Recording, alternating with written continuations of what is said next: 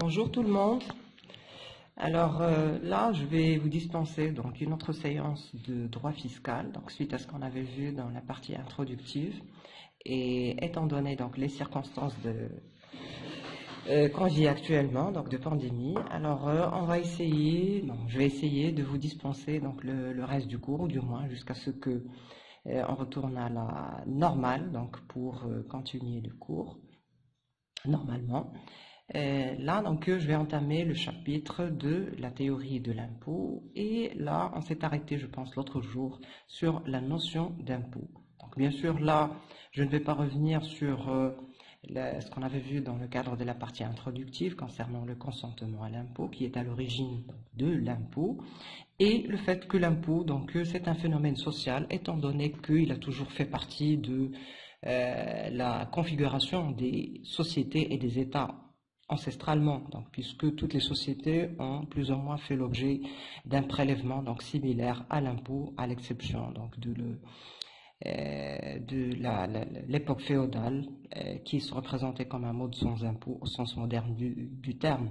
Donc, mais depuis la deuxième dynastie de l'ancienne Égypte jusqu'à nos jours, donc, il y a toujours eu des prélèvements donc similaires. Alors, cet impôt donc est un phénomène social dans le sens où, selon les travaux de Gabriel Ardon, il y a une corrélation structurelle entre les collectivités humaines et leur structure ainsi que les impôts. C'est-à-dire que c'est un produit des rapports sociaux, des rapports de pouvoir. Et si l'impôt donc assure la couverture des charges de l'État et des organismes de l'État, n'empêche qu'il reflète en fait les relations de pouvoir, d'où la configuration et la structure du système fiscal globalement dans tous les pays qui diffèrent d'un pays à un autre étant donné l'histoire de chacun des pays. Alors, c'est en fait à partir du 15e et 16e siècle que s'est développée la théorie du consentement à l'impôt, comme on en a déjà parlé, puisque c'est à la suite de ces événements que le consentement a vu le jour et que l'impôt, donc dans sa formule moderne, avec le consentement des représentants de l'État, a vu le jour et qui a donné naissance au système démocratique. C'est ce qui fait qu'on retrouve que tous les textes, Constitution ou autres, prévoient que l'impôt est d'origine législative et qu'il ne peut être consenti que par le consentement des représentants de l'État. Et on retrouve dans l'article 14 de la Déclaration des droits de l'homme et du citoyen que tous les citoyens ont le droit de constater par eux-mêmes ou par leurs représentants la nécessité de la contribution publique, de la consentir librement. Autrement dit, le consentement est incontournable pour donner naissance à l'impôt, donc d'où le principe de la légalité de l'impôt dont on a déjà parlé. Alors, donc là maintenant, on va entrer directement dans le cadre de la notion à proprement parler de l'impôt. Donc, c'est un phénomène composite donc, qui introduit dans le cadre de cette définition un ensemble d'éléments sur lesquels on va revenir donc, pour détailler chacun de ces éléments. C'est une définition qui permet de distinguer l'impôt d'autres types de prélèvements et de le classer donc, parmi ces prélèvements donc, fiscaux et non fiscaux, puisqu'il y a des ressemblances et des dissemblances, donc on va relever au fur et à mesure. Alors, comme étant une composante essentielle, donc, mais non exclusive des ressources étatiques, donc, qui comprennent aussi bien donc, les produits domaniaux que l'emprunt, mais on sait que l'impôt occupe une place donc, très très importante au sein des prélèvements, donc, puisque ça dépasse les 70% pour la majorité des États. Donc, selon Gaston Gest, donc on va revenir à la définition la plus usuelle et la plus adaptée en la matière, qui définit donc l'impôt comme étant une prestation pécuniaire requise des particuliers par voie d'autorité à titre définitif et sans contrepartie en vue de la couverture des charges publiques. Donc, autrement dit, il est question d'imposer, c'est-à-dire de contraindre les particuliers à verser des sommes d'argent, à verser donc une partie de leur patrimoine sans contrepartie. Donc c'est un prélèvement qui est effectué par voie d'autorité sur la richesse détenue par les particuliers, et c'est un mode d'appropriation publique de la richesse, bien sûr parfois d'autorité. Donc là, on retrouve donc des éléments de l'égalité, des éléments d'autorité qui interviennent, et bien sûr l'élément consensuel, donc il est aussi là-dedans. L'impôt donc est un prélèvement pécuniaire effectué par voie d'autorité selon des règles légales à titre définitif, sans contrepartie déterminée en vue d'assurer la couverture des charges publiques. Qu'est-ce qu'on entend par prélèvement pécuniaire? Donc ça veut dire que l'impôt doit être prélevé sous forme d'argent et non en nature. Donc, puisque dans les sociétés ancestrales ou anciennes, les prélèvements se faisaient en nature. Donc au Maroc, pendant la période marzénienne, avant la colonisation, l'impôt se faisait en nature, c'est-à-dire que celui qui fait une culture déterminée, donc paye l'impôt. Donc c'est comme l'impôt religieux, donc la charge, qui est payé sous forme d'un 10% sur la culture, par exemple, d'une certaine denrée déterminée. Ce qui fait que certaines économies, donc qui n'étaient pas très monétarisées, le paiement en nature était en fait la forme normale, c'était la règle. Les citoyens remettaient une partie de leur récolte ou de leur production au pouvoir public sous forme, donc c'était l'imposition normale. Donc, mais avec la monétarisation de l'économie, l'impôt est devenu une prestation donc, qui doit être payée en argent et qui doit être recouvrée et non en argent et non en nature. Donc il est payable en argent, par chèque ou par obligation cautionnée. Donc ça, ce sont les deux exceptions. Donc le chèque, en fait, c'est toujours de l'argent, étant donné que c'est une garantie de paiement. Donc, pour ce qui est des obligations cautionnées, c'est en fait une procédure qui existe pour les droits de douane. Les obligations cautionnées prennent la forme de traites. Donc c'est en général des promesses de paiement en faveur de l'administration de douane pour lesquelles le redevable, c'est-à-dire l'importateur, s'engage à payer une somme d'argent après un certain délai. Donc en général, ce sont des situations où l'importateur n'a pas les moyens de payer les droits de douane. Donc en attendant de pouvoir vendre la marchandise et de pouvoir s'acquitter de ses droits de douane, donc il dépose une traite, qui est une obligation cautionnée par la banque, cela va de soi, en attendant de pouvoir se libérer de sa dette, donc le temps d'avoir cet argent. Donc ce sont des obligations porteuses d'intérêt qui doivent être cautionnées obligatoirement par une banque. Donc ça, c'est la seule exception où il y a un paiement en fait échelonné, on peut dire, mais qui est une promesse sûre du paiement de l'impôt. Donc, dans le système fiscal marocain, on a écarté le prélèvement en nature. Donc, ça fait depuis en fait l'avènement de la colonisation, donc qui a introduit la formule moderne et la structure moderne et le système fiscal actuel. Ce qui fait que, puisqu'auparavant, il y avait des prélèvements aussi bien en nature que sous forme de journée de travail. Donc la sokhra était aussi un impôt qui existait. Donc l'histoire fiscale marocaine a connu des contributions en nature telles que la mouna, la sokhra, qui se payaient en nature en faveur des agents du marzen. Donc, mais c'était étant donné la nature de l'activité économique et des relations de pouvoir qui existaient à l'époque. Donc de même, pendant la période du protectorat, il y avait un impôt de prestation en journée de travail et qui avait pour but le développement et l'entretien de ressources des routes secondaires. Donc ce qui fait que au lieu de payer un impôt en argent, les contribuables procuraient des prestations de travail en journée qui contribuaient à entretenir les sentiers et les chemins de fer. Donc l'impôt était en fait étant donné ce système de sokhra ou de limitation de liberté, on peut dire, parce que qui dit des journées de travail, qui dit sokhra, ça veut dire que c'est une limitation de travail pour les particuliers et les contribuables. Et l'impôt est plus ou moins venu libérer ces contribuables de cette obligation de prestation. Et au lieu de travailler et d'être obligés de consacrer leur journée donc il paye un impôt en contrepartie. C'est pour cela qu'on parle du fait que l'impôt est une technique de liberté, puisqu'il n'y a plus de contraintes vis-à-vis des libertés individuelles et de les obliger à travailler, donc même s'ils ne le voulaient pas. Dans l'État moderne, libéral et démocratique, l'impôt permet à l'État d'asseoir, c'est vrai, son autorité sans recourir à la force et surtout à l'aliénation de la liberté des contribuables. Donc, c'est pour cela que l'argent permet en fait de sauvegarder les libertés des particuliers. Donc, il permet de consacrer la force de l'État, de consacrer sa souveraineté, mais n'empêche, il protège en quelque sorte les libertés des particuliers. Donc ça pour le paiement de l'impôt sous forme d'argent. Pour ce qui est du deuxième caractère de l'impôt, donc l'impôt est un prélèvement autoritaire ou par voie d'autorité.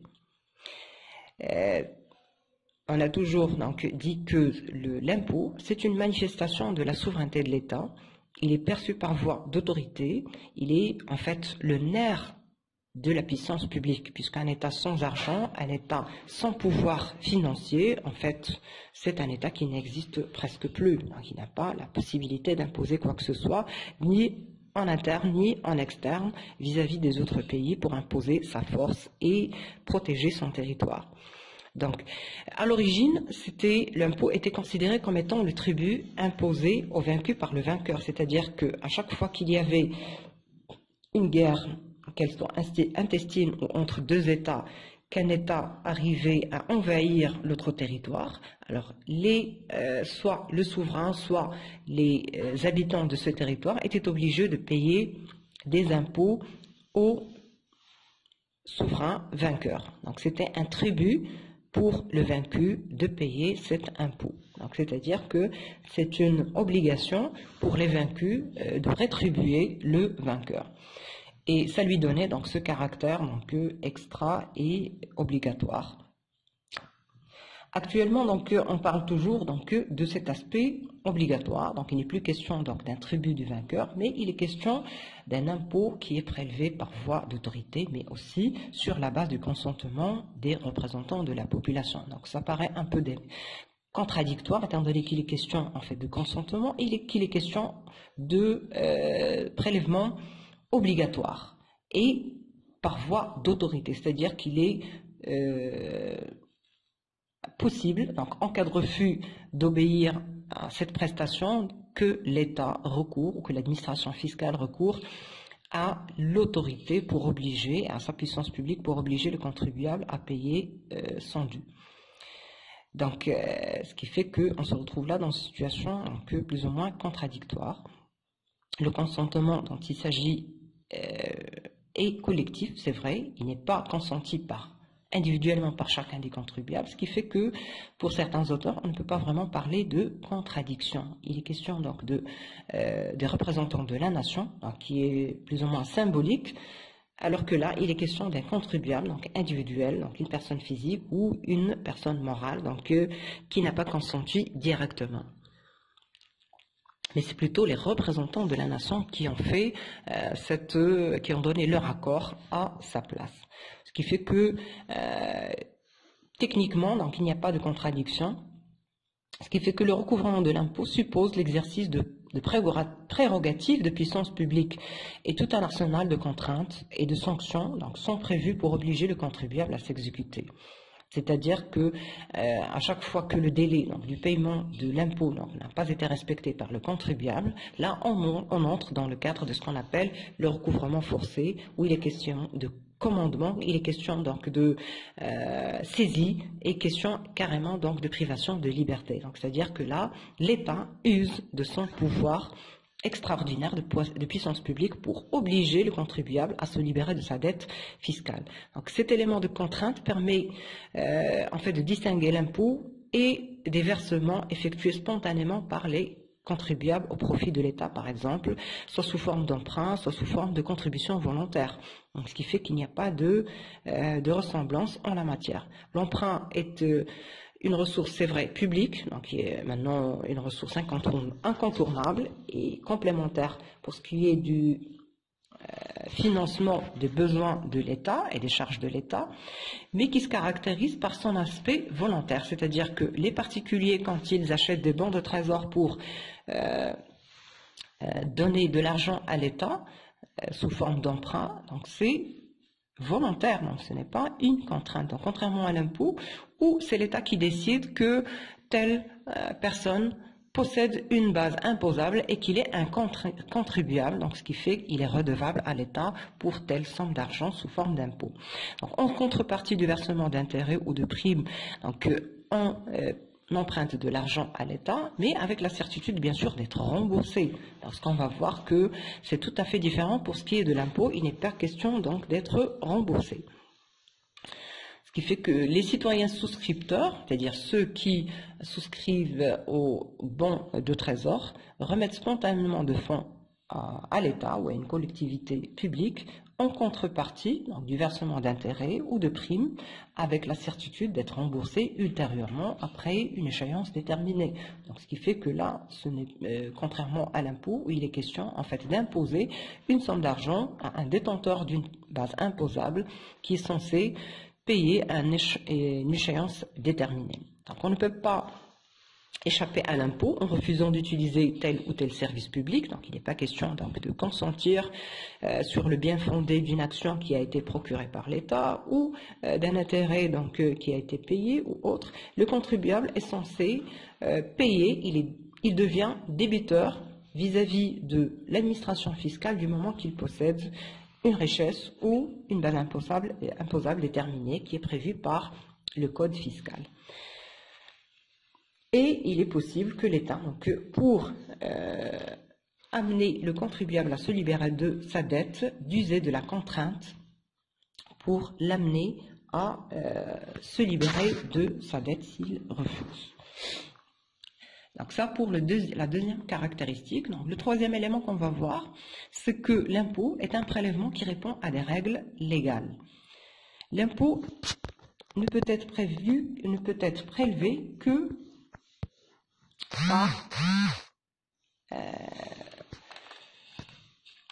suite à une loi qui doit voir le jour. Donc, il ne peut être prélevé ou créé que par la loi. Donc, conformément à l'article 17 de la Constitution, tout supporte en proportion de leurs facultés contributives les charges publiques que seule la loi peut, dans des formes prévues par la présente Constitution, créer et répartir. Donc ça, c'est l'élément, la consécration de la légalité ou du principe de la légalité de l'impôt, qui est issu du principe du consentement à l'impôt. Autrement dit, pas d'impôt sans loi. Donc s'il n'y a pas de consentement des représentants de la nation, l'impôt ne peut voir le jour, l'impôt ne peut être mis en œuvre ni être exécuté. Donc c'est le Parlement, à savoir le pouvoir législatif, qui vote les lois fiscales à leur naissance. C'est lui qui détermine l'assiette, qui détermine le taux de recouvrement, et il le vote soit dans le cadre de la loi de finances, soit dans un cadre légal particulier, dans le cadre de la création d'un impôt. Donc l'impôt en tant qu'acte de la puissance publique présume l'existence de l'État, c'est-à-dire un pouvoir capable d'imposer ses décisions et d'imposer une décision forcée pour les contribuables. Donc contrairement à l'époque féodale où l'impôt était prélevé par les seigneurs en échange de leur protection, là il est question de prélèvement de sommes d'argent pour faire face aux charges de l'État, donc y compris la protection des biens des particuliers. Donc, les modalités du consentement à l'impôt sont prévues par la Déclaration des droits de l'homme et du citoyen dans son article 13 qui stipule que pour les dépenses de l'administration publique et entretien d'une armée, une contribution collective est indispensable et doit être répartie également entre les sujets à raison de leurs facultés. Donc, de même, l'article 14 de cette même déclaration stipule que tous les citoyens ont le droit de constater, et c'est là la base du principe de l'égalité, par eux-mêmes ou par leurs représentants, la nécessité de la contribution publique, de la consentir librement, d'en suivre l'emploi et d'en déterminer la quantité, l'assiette, le recouvrement et la durée. Donc, ce qui fait que le consentement des représentants est incontournable pour donner naissance à un impôt. L'intervention du législateur est incontournable pour donner naissance au texte fiscal ou à la loi fiscale. L'autorisation est une disposition budgétaire contenue dans la loi de finances avec une structure et une présentation particulière. C'est-à-dire que ce consentement n'est pas suffisant, donc il faut que cette décision fiscale soit autorisée chaque année dans le cadre de ce qu'on appelle la loi de finances. Et c'est en général dans la première partie, comme on en a déjà parlé, de la première partie de la loi de finances que cette autorisation existe. L'autorisation concerne l'ensemble des impôts. Sans cette autorisation, il y a impossibilité de prélever l'impôt et d'en effectuer toutes les procédures. Donc là, pour cet aspect du principe de la légalité de l'impôt, c'est-à-dire que le consentement est incontournable pour que l'impôt puisse exister, et c'est sous forme de loi que ce principe existe. Donc, le caractère qu'on va voir maintenant, ultérieurement, c'est le caractère définitif de l'impôt. C'est-à-dire que l'impôt est prélevé de manière définitive et qu'il est sans contrepartie. Pour ce qui est du caractère définitif, l'impôt en fait est payé définitivement par le contribuable. C'est-à-dire qu'une fois qu'il est acquis par le trésor public, il n'y a pas de possibilité de revenir dessus et que, contrairement à l'impôt, il n'y a plus de possibilité de recouvrer cette somme d'argent. Le contribuable n'est jamais remboursé, sauf erreur commise par l'administration fiscale. Donc là, il est possible d'avoir des remboursements. Mais la caractéristique principale de l'impôt, c'est qu'il n'y a pas de contrepartie. Donc ça, c'est un trait spécifique de l'impôt et qui le spécifie par rapport à d'autres catégories de prélèvements ou de contributions. Mais c'est surtout l'inexistence de contrepartie déterminée qui fait la spécificité particulière de l'impôt, et c'est ce que je vais expliquer dans l'audio prochain. Donc là, je m'arrête et pour contrainte de temps, pour ce qui est de cet audio, et je reviens dans la suite pour développer l'avant-dernier caractère de l'impôt. Alors, à plus. Ah, d'accord.